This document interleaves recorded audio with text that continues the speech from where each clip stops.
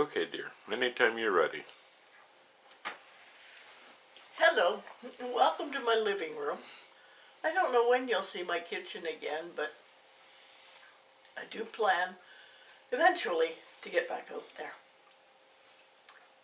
I've had a lot of people saying, we missed your videos, we're wondering what happened, where are you? And I thought maybe I should come on, because I've been feeling guilty. I get you watching and I start enjoying your company, and then all of a sudden I disappear. Well, here's the story. In September, Angie, my granddaughter, came home from school with a cold. And everybody in the house got it. Except I didn't get over it. It just kept getting worse and worse, but I wasn't really sick, I just wasn't healthy. Finally, about the last week of November, I couldn't breathe. And I woke Don up in the middle of the night saying, I can't breathe. Well, actually I went, I can't breathe. And he got dressed quickly, gave a shout to Dan to go and start the car, and we headed over for the hospital. And got there, and this was a Sunday night, and the doctor that was on said, well, they checked my oxygen level and it was good. They checked my blood pressure and they said it was fine. And then the doctor came in and he said, oh, you have rheumatoid arthritis. It's affecting your lungs. Hang on. The doctor did actually use a stethoscope and check your breathing, check your lungs and all that. Okay, I'll give him that. I'm not impressed with this doctor, and I can't remember what his name is, but I'm not impressed with him. He said, you have rheumatoid arthritis, it's affecting your lungs. Go home, come back tomorrow and get a chest x-ray. What do I know? I have rheumatoid arthritis. Maybe it was affecting my lungs. So we went home. And I struggled the entire day, not being able to breathe properly. And I went back to the emergency, and I got a good doctor. Now, wait. You missed a step there. You went in the Monday morning and you got a chest x-ray. That's right. So I got the chest x-ray, and is that the one where I got the call to go back immediately? No, that wasn't the one. Okay. But you were supposed to get lab tests too, and the lab was closed at the time. Yeah, the lab was closed due to holidays and stuff. So, went home again. Couldn't breathe. And this is where I need help, because this whole stretch is kind of just a fuzzy picture. I know I was in and out of hospital. I know that the doctor was pretty good, and I know that the lab tech who did the x-rays kept saying, there is something wrong with the heart. It doesn't look right. But they were focused more on me having pneumonia, and they wanted to clear up the pneumonia. So antibiotics helped a little bit. But there was still fluid on the lungs. There was fluid in my lungs, and there was fluid around my lungs. And nobody knew where it was coming from, because when you have pneumonia, you have white blood cells, and you have a fever. I am 60 years old, and I don't think I've ever had a fever in my life. And they couldn't find any white blood cells. They were quite puzzled by the fact that you showed no signs of infection. No signs of infection whatsoever. And I wasn't sick the way people with pneumonia or have an infection are sick. I just couldn't breathe. So she set up for a CT scan. They thought maybe I had lung cancer. And she wanted to rule that out or rule out whatever infections because there was no sign of any infection. Now, where did they set up for the CAT? They sent me to Thunder Bay.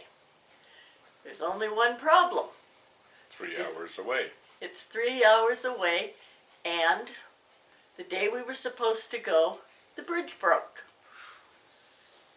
So, couldn't go. There is no way to get across Canada if that bridge is not there. So, sat at home. Couldn't even call the doctor because she's in Thunder Bay. Can't get home because of the bridge. So when she got home, she called and I told her that I had an appointment for the CT scan rescheduled and it was 2 weeks away. She says, that's not good, I'll call. She got me in the next Monday. So down we went to the, Now, you're missing something. I here. was in the hospital. Wait a second. The day before you were to get the CAT scan, you ended up back in emergency talking to the one doctor. Remember that? No. She doesn't remember very much. Okay. If Is we this went to the first emergency, CT scan or the second? this is for the second. Oh yeah, I remember. I saw the doctor. You saw a good doctor. I saw another good doctor, and I figured I'm going to tell him everything that I had told the first doctor because they're husband and wife. Maybe they'd sit down and figure out what was wrong with me. So I thought this was wonderful. And that doctor wanted to He fly wanted you. to fly me over for the CT scan. I am claustrophobic. Those little planes they put you in. I was on one once before when my first grandson was born. My daughter-in-law didn't want to go to Sudbury by herself, so I said I'd go. You can stretch out your arms and touch both sides of the plane. And they have very limited space. I was terrified. I did not want to go on this plane. So I said no. So Don drove me for the CT scan. And then we came home. And the next day I was back at the hospital again. Couldn't breathe. They had and when they got the results of, no, that's when he flew me in. He said, No, wait a minute, you're jumping ahead again. wasn't Linda that- has a very poor memory of this time. I was dying. Well, yes, but that's no excuse. You came home from the CAT scan, you were breathing excellent. You were back to normal. And went in, saw the doctor. The same doctor that had wanted to fly Linda to Thunder Bay was amazed at how well she was doing the day after that we drove. He said he wouldn't have believed it if he hadn't seen it. And then 2 days later, Linda was back to having Dying. to lean forward and brace her arms to help her breathe. And I said, when I was a kid, you were having problems breathing, you were told to sit up straight and take big deep breaths. I said, and I told him, the only way I can breathe is if I am like this. And he said, that's the tripod position. And yes, that makes you breathe easier. I had no clue that there was a tripod position to make you breathe better.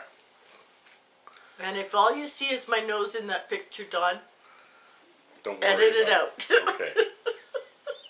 But no, you put your hands beside your knees and you lean forward and you can breathe. It's the only way I could do it, except when I have been outside in the cold air. I'd get partway to the hospital and I'd start breathing better. I'd get into the hospital and I'd be gasping for air again. But the cold air seemed to do something. I don't know what. The doctors don't even know what. But it works. I'm going to make one interjection here.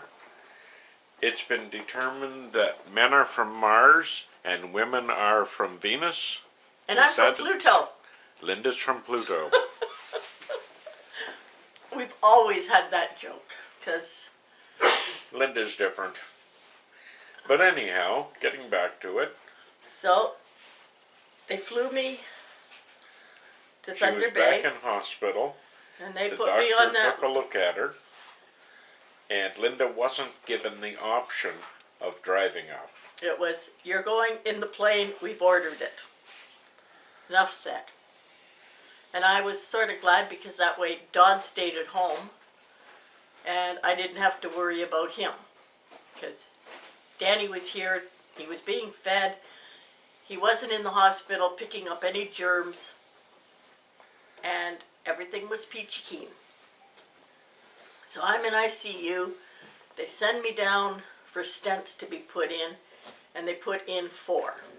Actually, that's when they decided that looking at her x-rays and CAT scan, there was something wrong with her heart. So then they did exploratory surgery, I guess you'd call it. They stuck a wire in one arm. Yeah, how do they get to your heart from your wrist? Just a second. Okay, dear. Like, there's the mark where they put the thing in. And somehow that got all the way over to here with 4 little, whatever they're made of, stents. And they put them in. Well, first to send a wire up your artery. Gee, thank Then you. they I feed it really to- needed to know this, Don. Hey? I really need to know this. I Okay. closed my eyes when they were doing it because they had the TV camera that I could see. I think people are nuts. You don't want. Linda didn't want to watch them put a wire through her heart. And then when that was done, I'm up there and they decided that they'd better drain my lungs because I still wasn't breathing right. And he's standing behind me because they put the tubes in your back. And he says, and now we're going to do blah, blah. And I said, just shut up. He goes, I'm telling you what we're going to do. I said, yes, I know. Shut up. I don't want to hear. Oh, what do you want me to talk about? The weather, your last date, whatever. Just don't tell me what you're doing. So he did it, and he almost died. He hit a nerve, and he's down about here on my back. And he hit a nerve, and it hurt. It came out my shoulder, right in the middle of my between my neck and my arm. And I screamed, and he says, what? I said, you're hurting my shoulder. He says, I'm down. I'm not even any place near your shoulder. I said, well, there's a nerve that you hit, and it hurts. So he says, okay, that was done. And it still hurt, but he was done. Then he did the other side. He hit another nerve that came. I had 2 sores. And they hurt really, really bad. That's when somebody mentioned to the doctor that she was from Pluto instead of Venus. So Her anyways, nerves were in the wrong place. I've got these 2 empty buckets beside me, and they're filling up with the fluid. And that's when my eldest son decides to come up and visit. He's in Sudbury. That's a 10-hour drive. No, it's 14 hours, isn't it? Whatever. 14 hours. He's brought his 3 kids. He was going to bring his wife. She said she'd come, and he said, no, stay at home and look after your own mother. Her mother had just had triple bypass surgery. So he wanted to make sure that I wasn't under-exaggerating. And I saw him and the kids. And the next day they took the things away, and I had... Okay, now, Linda, the reason Ray came up to see you with the kids was I had been talking to him, and I told him I thought you were dying because it seemed nothing was getting better with you. It just kept getting worse. That's why Ray came. He was very concerned. You may not see Don again. He's just going to be out of the picture. Okay. Moving on from the threats. I'll keep him around. I'll just make his life miserable for the next 30 years. And that's different from the first 40 years. So, anyway, they drained the fluid. And then they moved me out of ICU down to a room that had no windows. I couldn't see the door because there was a patient between me and the door. And I am claustrophobic and I was going nuts. So after 4 days, the food was terrible, and I said, nobody's telling me anything. What is going on? The next morning, the nurse practitioner came in. She said very little, but she says, I'm going to text the doctor, the cardiologist, and I was about half an hour later, she came back and said, call your husband, there's a big storm coming in from the east, tell him to get here and get you home. I called Don, and about 3.5 hours later, he came and picked me up, and we went to 2 grocery stores and came home. now, the reason Linda wanted to come home so bad, after they did the stents and the draining, they were just keeping her there for observation to see if anything was going to happen or if there was any reaction to the stents. Linda got stir crazy. She shouldn't have, because the day after we got home, she ended up back in hospital with another heart attack, which makes 4 heart attacks she had. Well, if you're going to do something, do it properly. Why stop at 1 or 2? Keep it going. So anyhow, Linda has had 4 heart attacks. She's on oxygen at night.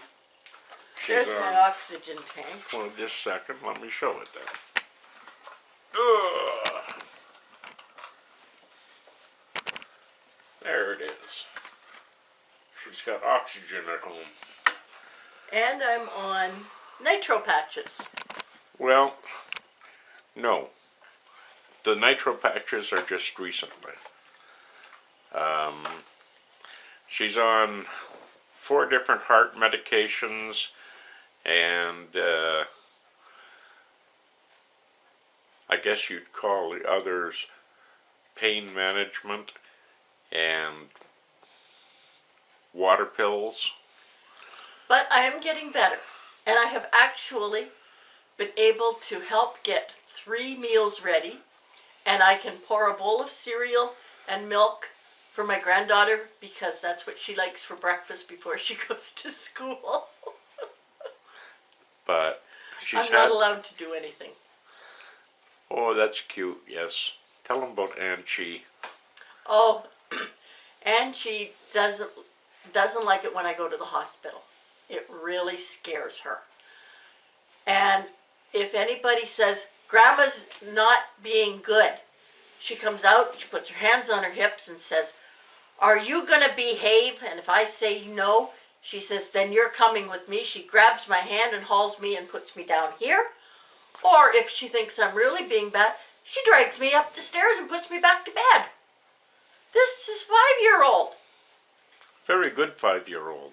And she won't let me do anything she thinks I shouldn't do. Because if viewers haven't noticed, Linda is extremely stubborn. And she Me? thinks her job is the kitchen. That's where she has been. That's where she's wanted to be for 40 years. Taking care of everybody else in the family. Well, isn't that what the mother and wife does? Well, let's put it this way. Linda's very old-fashioned as well as being very stubborn. I'm a 50s housewife. But that's neither here nor there. I am learning. Our granddaughter is taking good care of Grandma. But anyhow, That's where I've been. I am getting better. I'm watching lots of videos to see what other people are doing, and I will be back making videos. I just don't know exactly when. There is one thing that I'd like Linda to point out.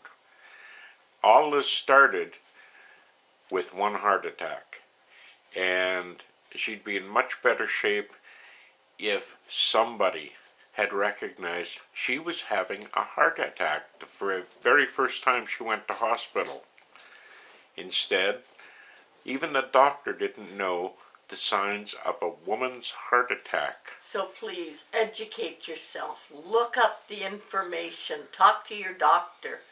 Find out what the signs and symptoms are. Now, I'm going to ask Linda to do something here. Pick that paper I printed. Read out the first five symptoms. Okay, heart attack signs in women. Uncomfortable pressure, squeezing, fullness or pain in the center of your chest. It lasts more than a few minutes or goes away and comes back. Number 2, pain or discomfort in one or both arms, the back, neck, jaw, or stomach. Shortness of breath with or without chest discomfort. Other signs such as breaking out in a cold sweat, nausea, or lightheadedness. As with men, women's most common heart attack symptoms is chest pain or discomfort, but women are somewhat more likely than men to experience some of the other common symptoms, particularly shortness of breath, nausea, vomiting, and back or jaw pain. I had the You had the shortness of breath. shortness of breath, and I didn't realize it, but the pain went right across the top of my stomach. And that was the stomach pain. And because Linda didn't go in and tell the doctor, oh, I've got a pain in my heart or a pain in my chest, nobody at the hospital thought to check to see if Linda was having a heart attack. Because I didn't have a pain in my chest, near my heart, or anything. Because the pain in the chest and the arm, that's a male. Well, that's how most males have a heart attack. And it seems the doctors don't look far beyond that. A woman can have a heart attack without showing any of the classic signs. I had pains in my back, and I had the shortness of breath, and I had a pain across my stomach. And that was it. And I didn't really notice the pain across my stomach because I've always had fat cats and they lay right in that spot. I'd wake up and try to be moving Pumpkin. Well, Pumpkin died a few years ago, but that's the weight. And that's exactly what it felt like. So, like I said, find out what the symptoms are. And if you are having a female heart attack symptom and you go to the hospital and they kind of tell you, oh, don't worry about it, it's just indigestion or something, insist on at least a lab check of your blood, because there are particles or something that are released when you have a heart attack, and they're quite easy to spot in your blood. So insist on being checked for a heart attack. Yeah. Because we would have saved a couple of months of suffering, mental and physical, if they had simply checked for a heart attack the very first time Linda went in. So anyways, that's where I've been. I'm getting better. I will be back to make more videos. Just learn the symptoms. And if you're a husband, learn the symptoms for your wife or girlfriend or whatever. They're different from men's. So please, don't die of a heart attack because somebody didn't look. Bye for now.